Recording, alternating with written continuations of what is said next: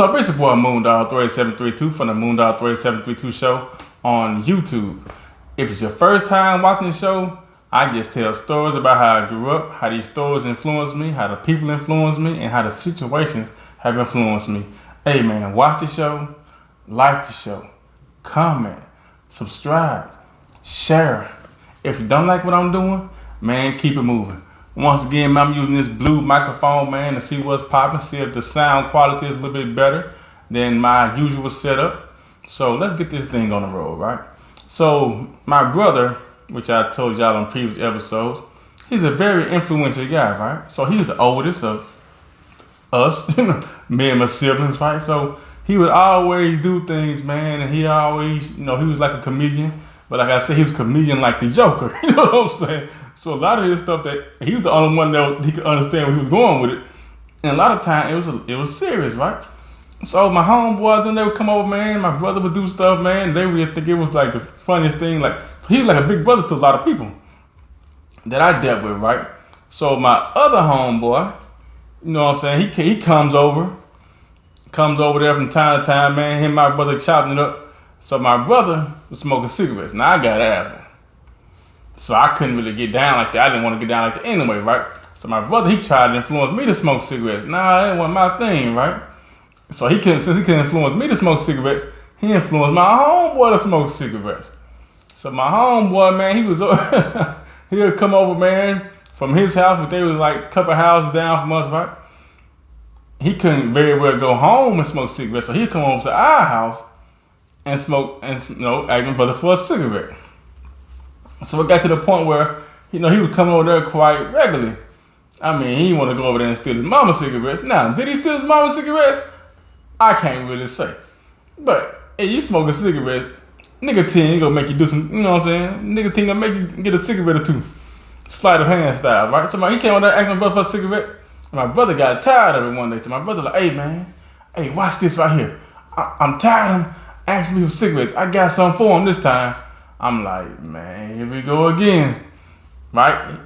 Of course, his line was like, hey, man, watch this. So he got a cigarette, right? And he started rubbing the tip of the cigarette until the tobacco in the front of it came out. And it's like, he was like around the 4th of July. So we always had like fireworks, stuff like that. So we always making stuff pop off. No pun intended, right? So he got a Chinese firecracker because the black cat firecracker be too big to put up in there. Because he didn't want to notice what he's about to do. So he put a Chinese firecracker in there in the tip, right? And then he twisted the tip shut. And I said, how you get the guy to smoke a cigarette, man? Like with a firecracker and you trying to hurt somebody? He said, nah, man, don't worry about that. I got it. Watch this right here, little bro. I'm like, man. Of course he said, watch this. Which you know what that meant, right?